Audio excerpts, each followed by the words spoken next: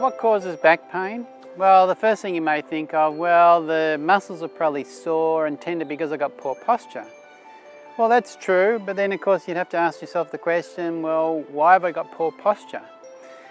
And what really drives the posture is how you move.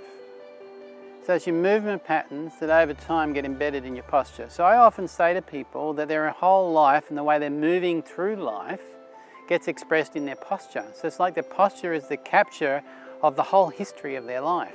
And it works that way. So like in mind body medicine, we actually learn to read posture, what different postures mean, and you find it's extremely accurate.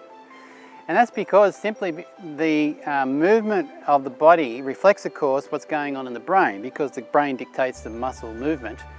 And of course, if I'm feeling a certain way, I'll move a certain way. I mean, we know this intuitively. I'm going around like this, you're thinking I'm really happy, probably not. Whereas I'm looking quite, differently, you're thinking, hey, something quite different, aren't you? So we know intuitively that how we feel is expressed in our body. What we often don't connect though with is how important that over time is to posture and ultimately to pain. So when we're working on pain, what first thing we need to do is to help clients understand that actually pain is mediated largely in the brain. It's not actually switching a light switch on. It's not like I have a problem and therefore I have to have pain. It doesn't work that way. Our sensitivity to pain is dictated by the brain, and our ability to suppress pain is dictated by the brain.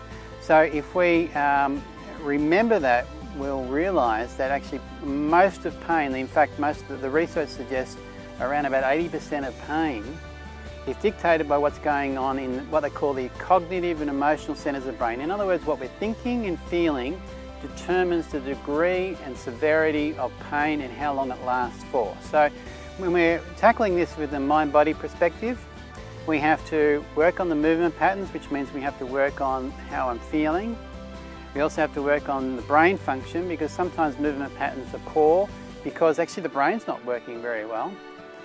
Then we also have to work on the physical body, see, because it's not enough just to do this sort of mental work, because you've got actually physical problems going on. So we get into the muscles and try to help the actual muscles to function better. And the combination of working physically and mentally really produces a great outcome.